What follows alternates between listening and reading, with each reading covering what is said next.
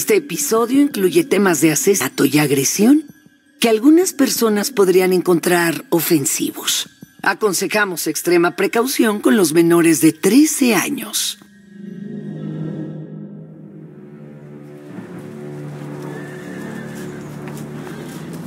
Como en cualquier lugar, en la Hungría del siglo XVII, había chismes.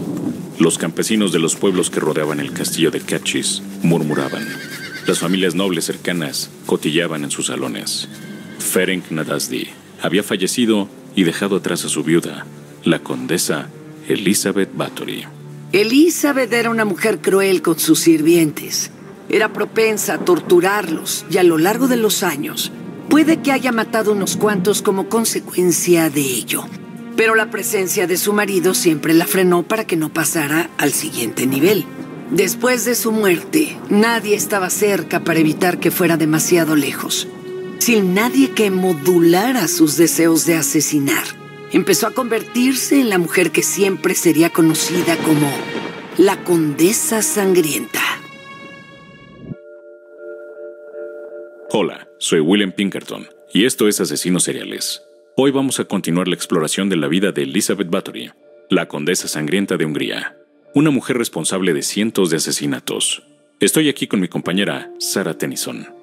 Por favor, recuerden que ella no es una psicóloga titulada, pero ha investigado mucho para este programa. ¿Cómo se convirtió Elizabeth en una de las más prolíficas asesinas seriales de todos los tiempos? ¿Cuál fue el detonante? ¿Cuál fue su motivación? Para Elizabeth fue una mezcla de factores. Su vida como miembro de la nobleza húngara durante un periodo violento, su inclinación y deseo de torturar a los sirvientes y la muerte de su marido Ferenc. Todo jugó un papel importante. Y quizás más que nada, fueron sus cómplices los que permitieron que sus tendencias fueran cada vez más violentas. La cómplice más importante fue Anna Durvulia, que se mudó al castillo de Kachis en 1601. Pero tras la muerte de Ferenc en 1604, comenzó a llenar el vacío que él dejó. Ana era la confidente y amiga más cercana de Elizabeth. Era experta en lo oculto e influía mucho en ella mientras Ferenc estaba en la guerra, para lo cual estaba preparada después de haber sido criada bajo la influencia de su tía Clara, quien había practicado la brujería, así que ella estaba abierta al ocultismo de una forma que otras personas no podían. Ana ya era capaz de influir en Elizabeth, y tras la muerte de Ferenc en 1604, se convirtió en una compañera aún más íntima. No sabemos si alguna vez tuvieron una relación, pero lo que sí sabemos es que ella la motivó a ser cruel, al darle nuevos y más aterradores métodos de tortura en todo momento.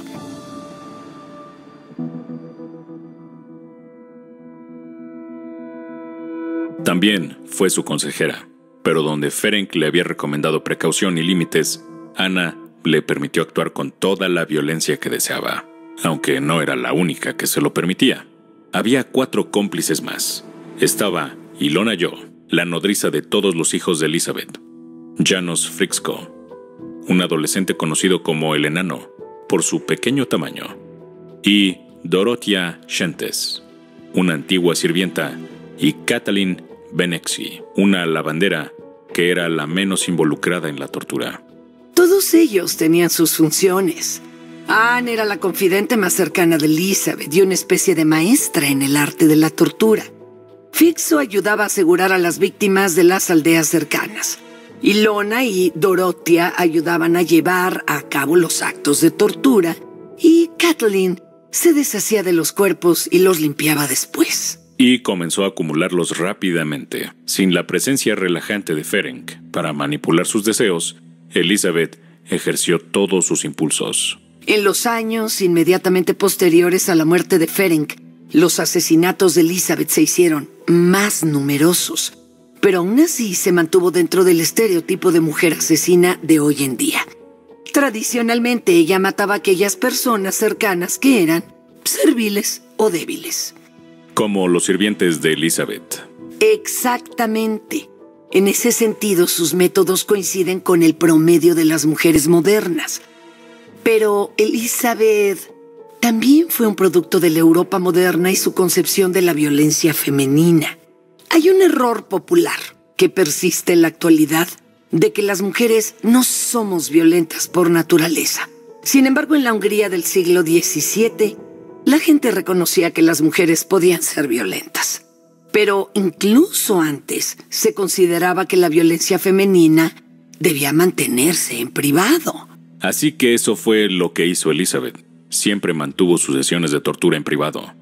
Se llevaban a cabo en las cocinas, baños o calabozos de sus casas, y los únicos testigos solían ser otras sirvientas. Fixo ni siquiera podía entrar la mayoría de las veces. En una ocasión hubo un mayordomo, Benedict Deso, que presenció múltiples asesinatos y más tarde testificaría contra Elizabeth.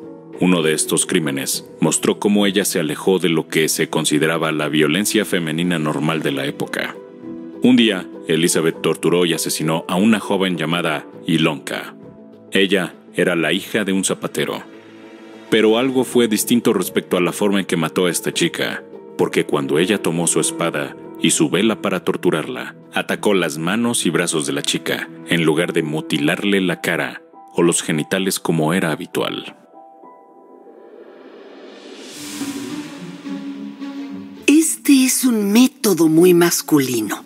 En lugar de atacar las partes del cuerpo asociadas con la belleza o el parto, Elizabeth atacó las extremidades asociadas con el trabajo de la joven como hija del zapatero.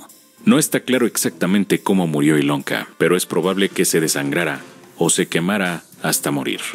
De cualquier manera, no había forma de afirmar que la muerte fue natural, y este sería uno de los asesinatos que volvería a atormentar a Elizabeth durante el juicio. En el siglo XVII, sin embargo, Ilonka todavía era considerada una campesina, una joven que estaba al servicio de Elizabeth y a la que la ley no protegía. Así que aunque había testigos del crimen, nadie creería en la palabra de una campesina o una sirvienta por encima de lo que dijera la condesa. Y así continuó con su tortura y asesinatos sin detenerse. Hasta este punto seguía motivada por la dominación. No estaba interesada en usar a sus víctimas para obtener placer sexual, pero normalmente reforzaba su poder sobre ellas al mutilar, sodomizar y destruir su anatomía sexual. El asesinato de Ilonka fue el comienzo de un cambio en los métodos y motivaciones de Elizabeth. Pronto se transformó de una asesina organizada impulsada por la necesidad de poder y control a una desorganizada que actuaba según sus impulsos hedonistas. ¿Pero qué significa ser un asesino serial hedonista? Por lo general, este tipo de asesinos o asesinas son impulsados por el placer que reciben de matar, y que fue sin duda el caso de Elizabeth. Al principio aparentemente torturaba y asesinaba a sus sirvientes para establecer su dominio, pero con el paso del tiempo sus motivaciones se volvieron instintivas. Se emocionaba cuando torturaba y asesinaba a sus víctimas. Así que con cada asesinato sentía una descarga de adrenalina. Y para muchas personas, una vez que han sentido ese subidón, se esfuerzan por crear circunstancias que les den de nuevo esa emoción. Para Elizabeth eso implicaba que debía encontrar continuamente nuevas víctimas.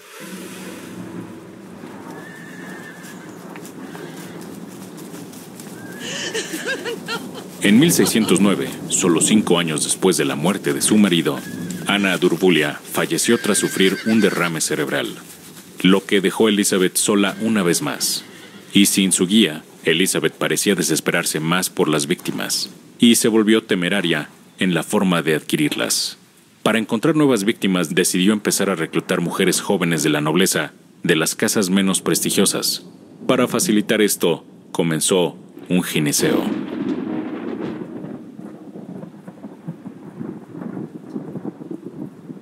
El término gineceo se utilizó originalmente para describir los cuartos de las mujeres en un hogar griego, pero en el siglo XVII también se usaba para describir las escuelas que eran dirigidas por mujeres de la nobleza. Las chicas pagaban la matrícula y a cambio Elizabeth les enseñaba modales y los protocolos que tenían que seguir en la corte. Este fue otro inicio de su perdición. Empezó a ser descuidada y pasó de chicas campesinas a jóvenes de nobleza. incluso si eran de la baja nobleza. Hoy en día, si un asesino serial cambia sus métodos, generalmente es más difícil atraparlo antes de que mate de nuevo, porque dificulta su rastreo. Pero ese no fue el caso aquí. Elizabeth acababa de abrir una nueva trampa para la que no estaba preparada. Ella operaba bajo la protección de la ley húngara, que básicamente había despojado a los campesinos de todos sus derechos.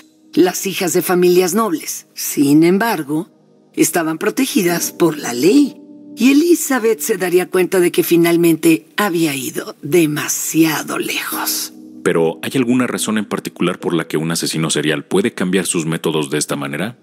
Especialmente a una edad tan avanzada. A veces es por el interés de un nuevo desafío.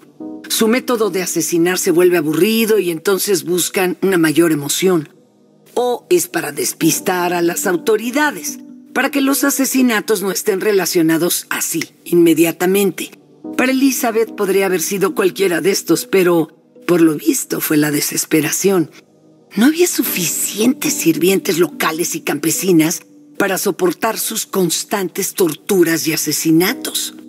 Así que empezó con su gineceo, y las nobles jóvenes acudieron de todas partes para vivir en el castillo de Cachis, y una a una empezaron a ser presas de los deseos de Elizabeth. En 3 semanas, todas las estudiantes estaban muertas. Alegó que todas habían muerto por enfermedad, pero se negó a entregar los cuerpos de las chicas a sus familias. ¿Pueden imaginar cómo fue con los padres de estas jóvenes? Mientras los rumores del gineceo de Elizabeth se esparcían, el rey Matías, el monarca húngaro, no podía ignorar los reclamos de los nobles de su país, así que ordenó a George Thurzo, el recién nombrado palatino de Hungría, que investigara a la condesa. Para aquellos oyentes que no conocen el funcionamiento de la política húngara del siglo XVII, el palatino de Hungría era el cargo más alto, el de más alto rango durante ese tiempo, y trabajaba como representante de la corona. Así que Thurzo, deseoso de demostrar su importancia como el recién nombrado palatino, comenzó a enviar cartas a todas las autoridades húngaras que encontró. Mientras tanto, Elizabeth transmitía su conocimiento y amor por los métodos de tortura a su hija menor, Katalin, que pronto se casaría. En la mañana del 6 de enero de 1610, Elizabeth y su hija torturaron brutalmente a 2 sirvientes, quemándolos y luego deshaciéndose de sus cuerpos en un entierro secreto. Solo que no fue tan secreto. Hubo un testigo ocular de este crimen que más tarde testificaría contra ella y citaría este incidente como prueba de su culpabilidad. Más tarde, cuando 2 sepultureros desenterraron los cuerpos, los encontraron cubiertos de ronchas y con las caras retorcidas, lo que no coincidía exactamente con la historia de Elizabeth de que los sirvientes habían muerto por causas naturales y desconocidas. Cuando chismes como este empezaron a extenderse, Thurzo mantuvo sus argumentos contra Elizabeth.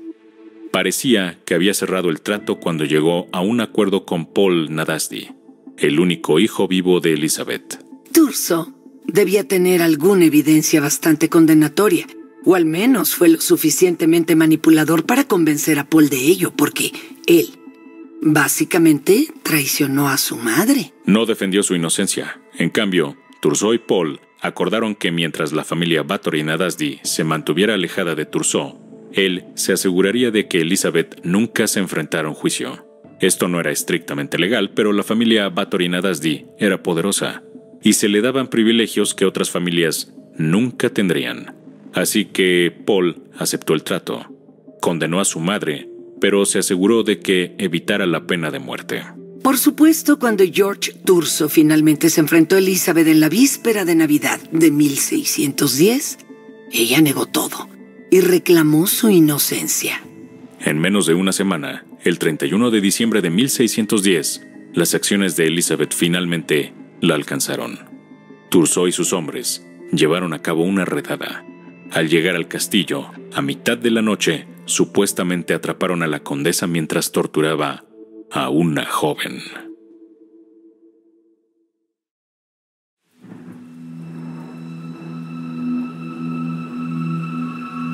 Después de llegar a la escena donde Elizabeth torturaba a una joven sirvienta, George Trousseau la arrestó y acusó. Fue inmediatamente confinada a una suite en el castillo, donde permaneció en arresto domiciliario.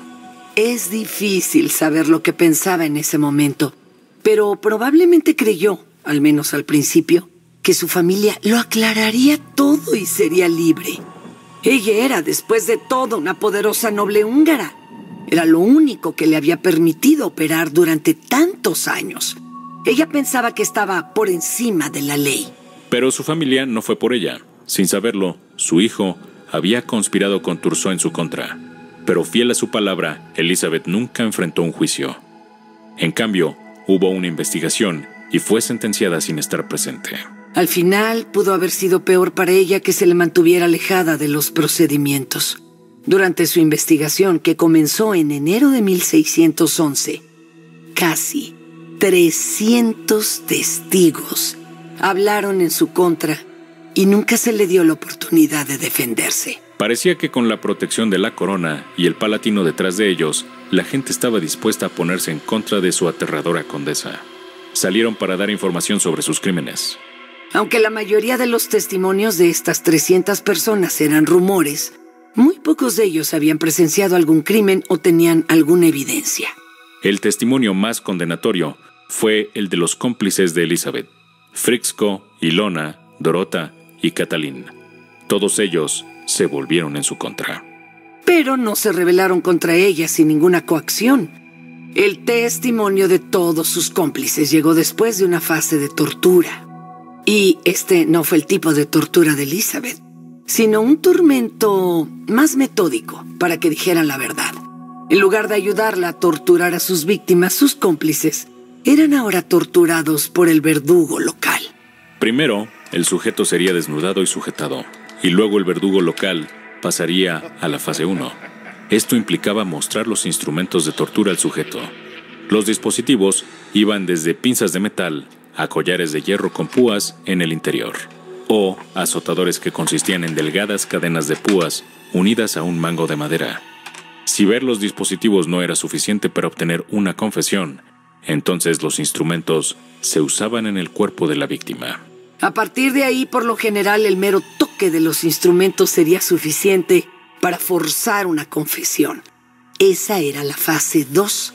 Pero si eso no funcionaba, entonces el verdugo local pasaba a la fase 3. Usar los instrumentos al máximo y en ese punto casi siempre hablaban. Y funcionó. Frixco comenzó al afirmar que sabía de 37 chicas que su patrona había asesinado. Dijo que Elizabeth torturaba en varios lugares: en la cámara interior de sus castillos, en el retrete, en el horno e incluso en el carruaje donde viajaban. Todo dependía de dónde estuvieran. Cuando ella quería torturar, encontraba una forma de hacerlo. También se mantuvo firme en que él y los otros cómplices habían aprendido a torturar gracias a Anna Darvulia. Ella había sido una de las personas que impulsó todo lo que sucedió. Este sería un tema común en todo el proceso. Mientras que todos los cómplices de Elizabeth confesaron tener algún papel en sus crímenes, todos intentaron culpar a Anna Darvulia, que ya había fallecido. Esta fue una forma de mitigar su propia participación en los crímenes. Al confesar, los cómplices casi siempre tratan de restar importancia a su participación con la esperanza de una sentencia más leve. Sin duda, eso era lo que sucedía allí. Por lo poco que sabemos de Anna, todo lo que dijeron de ella era probablemente cierto. Pero también era una salida conveniente. Culpaban a la persona que ya no estaba allí para defenderse. Dorota Sentej continuó los reclamos contra Anna Darvulia e insistió en que ella había sido la instigadora de las primeras y peores crueldades. Ilona Jo también repitió esta opinión. La parte más interesante del testimonio de Ilona, sin embargo, no tenía nada que ver con Anna. Ilona aumentó el número estimado de víctimas a más de 50 y proporcionó una lista de personas que ayudaron a conseguir chicas para la condesa. Resulta que no era solo la propia gente de Elizabeth la que había salido a buscar nuevas víctimas. Algunas de las niñas fueron proporcionadas por mujeres mayores de la comunidad. Y a pesar de saber que enviaban estas niñas a la muerte, las mujeres del pueblo continuaron proporcionándolas. Pero ¿por qué las mujeres fuera del círculo de Elizabeth ayudarían con sus víctimas? ¿Qué podrían ganar con eso? Puede haber sido por miedo a la condesa, o tal vez un deseo de acercarse a su gracia y a su círculo íntimo. Sean cuales sean sus motivaciones, Elizabeth se aprovechó de la situación. Y entonces, otra cómplice apareció. Kathleen Benexy. Era una lavandera en la corte de Elizabeth, y no había sido parte del reclutamiento o tortura de las jóvenes. Ella no era parte del círculo íntimo de Elizabeth como lo habían sido las otras. De hecho, inicialmente se había negado a formar parte de sus crímenes, pero eso no le gustó a la condesa. Fue golpeada duramente y tuvo que permanecer en cama durante un mes para recuperarse de sus heridas. Sin embargo, con el tiempo se convirtió en cómplice. Aunque fuera forzada, era responsable de cuidar de los cuerpos abandonados por Elizabeth. Claramente había mucho resentimiento por el papel que se vio obligada a desempeñar. Como los otros cómplices, identificó a Anna Darvulia como la más hábil en idear torturas. Sin embargo, a diferencia del resto de ellos, no tuvo problemas en delatar a sus cómplices. Declaró que Dorota era la que proporcionó el mayor número de chicas. También acusó a Ilona de ser la más despiadada de las cómplices en la supervisión de los castigos. Parece que Kathleen fue la testigo más interesada, o tal vez solo trataba de decir la verdad. De cualquier manera, es probable que su testimonio solidificara la sentencia de los otros tres, mientras minimizaba su propia participación y se salvaba de la ejecución. A pesar de algunas de las inconsistencias entre los testimonios de los cómplices, había un aspecto que se mantuvo constante entre todos ellos: el recuento de víctimas. Todos afirmaron que el número era de alrededor de 35 a 50 víctimas. Dado que todos estimaron un número dentro del mismo rango, hay cierta credibilidad en esta cifra. Lo que habría estado bien, pero entonces otra mujer se presentó. Solo se le conoce como Susana en los registros de transcripción. Afirmó que el administrador de 2 de los castillos de Elizabeth, Jacob Silvasi, encontró una lista de víctimas de la condesa en un ataúd y que ésta contenía 650 nombres. Ese es un gran incremento en las víctimas estimadas. Nadie fue capaz de confirmar el testimonio de Susana, porque ninguna de esas listas fue descubierta. Ahora, ya sea porque nunca existió o porque fue destruida antes de que alguien la encontrara. Puede que nunca lo sepamos. Pero si esto es de alguna manera cierto, convierte a Elizabeth Bathory en la asesina serial femenina más prolífica de todos los tiempos. Pero es difícil imaginar que sea verdad. En el fondo, el número de víctimas de Elizabeth oscila entre 35 y 50. Aunque no es un número pequeño, es concebible que esta cantidad pudiera ser encubierta. Sería completamente factible decir que estas muertes ocurrieron de forma natural. En la Hungría del siglo XVII, la idea de que entre 5 y 10 sirvientes murieran al año por causas naturales de los 200 empleados en un momento dado era normal. Ya, si este número salta a 650 víctimas, es una historia completamente diferente. ¿Cómo habrían mantenido ella y sus cómplices tantos asesinatos en secreto? Parece inverosímil que pudieran operar sin mayor dificultad. De cualquier manera, Elizabeth estaba acabada en este momento. No se le había permitido salir de su encierro durante la investigación y nunca tendría la oportunidad de defenderse. Fue encontrada culpable junto con todos sus cómplices, Dorota, Ilona y Fixo. Ellos fueron sentenciados a muerte. Kathleen escapó de la pena capital y en cambio le enviaron a prisión de por vida, aunque más tarde fue liberada. Elizabeth, sin embargo, nunca recibió la pena de muerte. Este era el privilegio de ser una mujer de la nobleza en Hungría en el siglo XVII. Habría sido demasiado alboroto colgarla en la calle, y así escapó de la justicia tradicional húngara. En cambio, permaneció en su torre confinada en arresto domiciliario, hasta el final de sus días. Y aunque el rey Matías exigió un verdadero juicio para condenarla, nunca lo tuvo. George Turgot se aseguró de eso.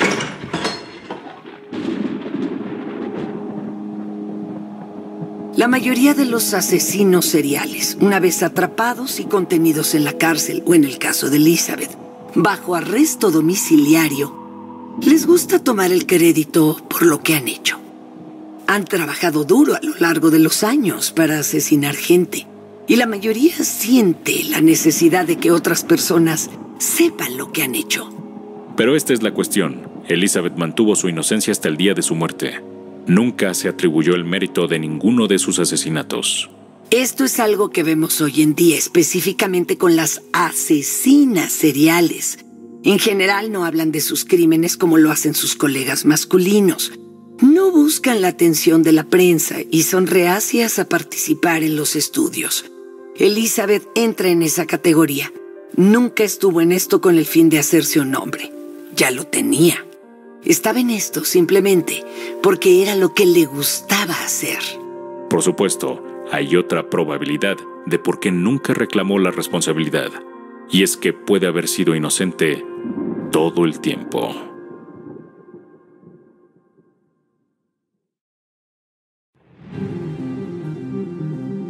Sabemos lo que estás pensando. Después de todo esto, ¿puede que haya sido inocente todo el tiempo? Creo que es poco probable que Elizabeth fuera inocente. Pero hay un número de historiadores y un grupo cada vez mayor de personas interesadas en la historia de Elizabeth hoy en día que creen que hay algún mérito en la idea de que todo esto fue una conspiración política.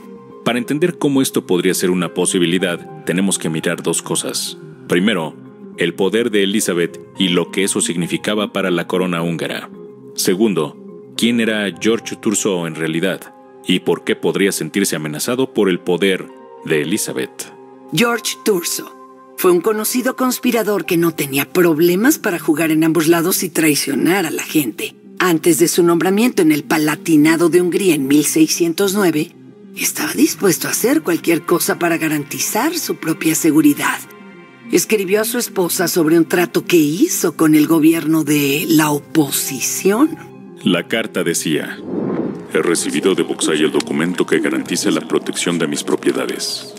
Escribe en su carta que he aceptado su autoridad, pero no es la verdad, y nunca lo aceptaré. Solo necesito su protección para defenderme de sus soldados. Así que sería muy desafortunado que estas otras personas, respetadas, vieran esta carta. Esa carta era bastante descarada sobre sus intenciones de mentir a las fuerzas opuestas. Confiaba increíblemente en su esposa para no compartir eso con nadie. Por lo general, era un poco más inteligente que eso. Empezó a escribirle en clave para mantener ocultos sus verdaderos motivos.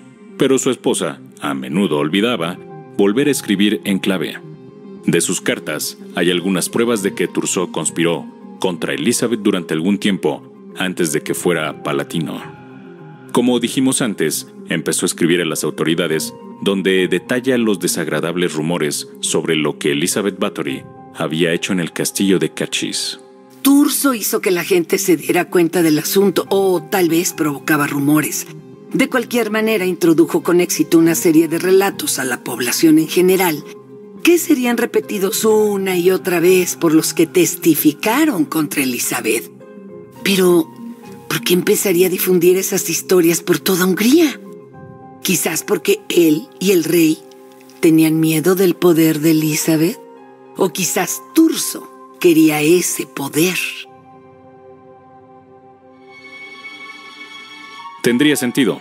El rey Matías le debía cantidades sustanciales de dinero a Elizabeth y no tenía forma de pagarle pronto. Podría haberle pedido a Thurzo que la sacara del poder para evitar pagarle. La historia más probable tal vez es que Elizabeth estaba en una situación claramente excepcional. Todavía era leal a la corona y al rey Matías, pero su primo Gábor Báthory comenzó una guerra para derrocar a Matías y tomar el mando, y ella poseía más dinero del que sabía qué hacer, lo que ponía a la corona en una situación complicada. ¿Qué pasaría si depositara su dinero en la insurgencia de su primo? La única manera de derribar a Elizabeth era atraparla cometiendo un horrible acto, como hizo Thurzo, o al menos dijo que lo hizo. Según él, entró cuando torturaba a una joven.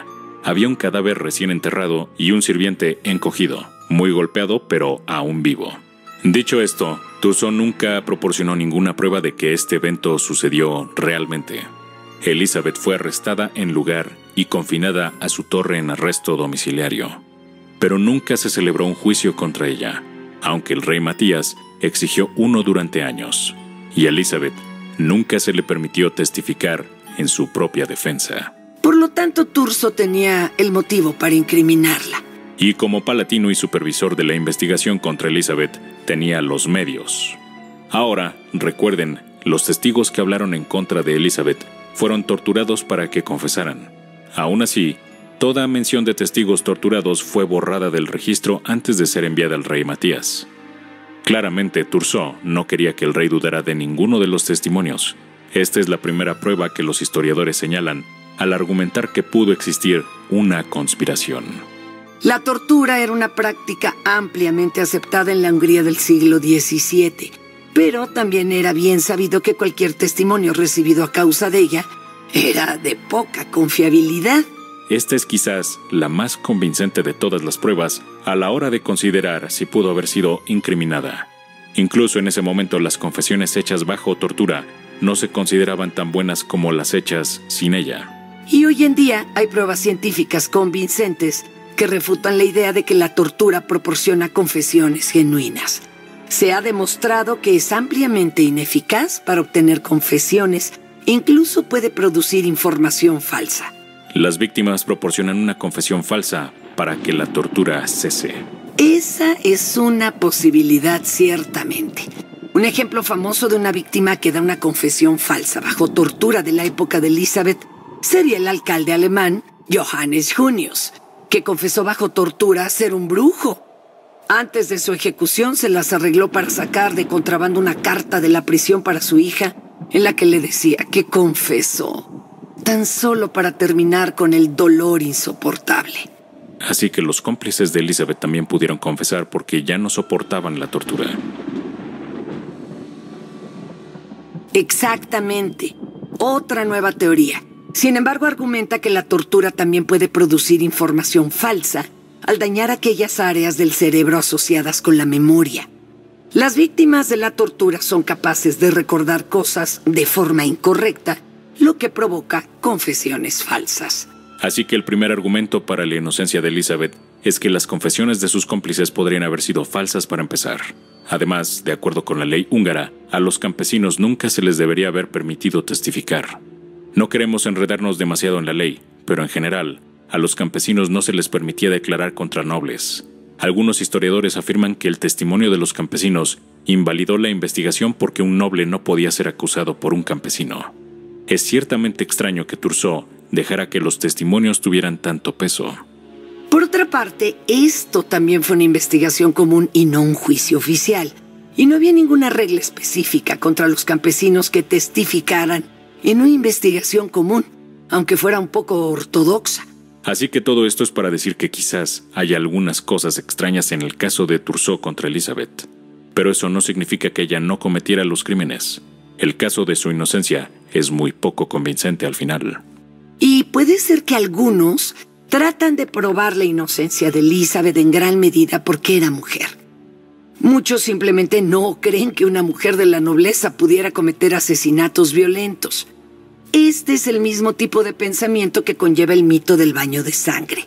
Para la gente que creía que realmente se bañaba en sangre para mantener su belleza juvenil, simplemente trataban de justificarla como asesina serial. Y de manera similar, la gente que cree que ella siempre fue inocente lo hace porque es más fácil que aceptar que una mujer pueda cometer tales atrocidades a tan gran escala. Pero lo más probable es que Elizabeth fuera una asesina serial. Quizás una de las más prolíficas de la historia. Y para algunas personas es difícil imaginar su crueldad. En cambio, eligen creer que fue incriminada en lugar de aceptar que una mujer como ella pudiera existir. Es la misma razón por lo que la gente le atribuye el mito del baño de sangre. De una manera retorcida, es más fácil entenderla si todo esto se reduce a que persigue el deseo de ser eternamente joven y hermosa, que es el mandato social. Es mucho más difícil para la gente entender y aceptar que una asesina serial podría estar motivada por el placer que obtenía de torturar y matar a chicas jóvenes.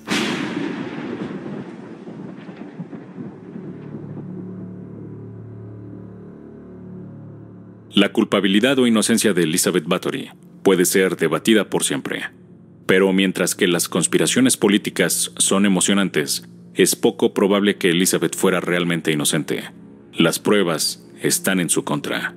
Y por cada afirmación que prueba su inocencia, hay una explicación perfectamente razonable de por qué Thurzó hizo las cosas tal y como sucedieron. También había formas mucho más fáciles de incriminar a una mujer en el siglo XVII, en lugar de afirmar que asesinó a 650 personas.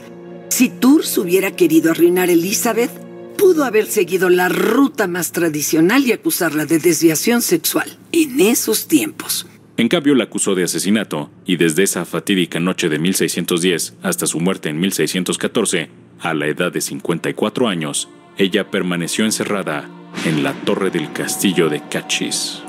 Debió ser muy complicado para ella, ya que odiaba estar sola. Tal vez, al final, fue el mejor castigo para ella. No una muerte rápida, sino un prolongado y miserable confinamiento. Elizabeth Bathory siempre será recordada como la Condesa Sangrienta, y aunque ese apodo proviene del falso mito de que se bañaba en la sangre de sus víctimas, aún es válido. Es posible que no se haya bañado en sangre, pero definitivamente derramó la suficiente como para ganarse el nombre.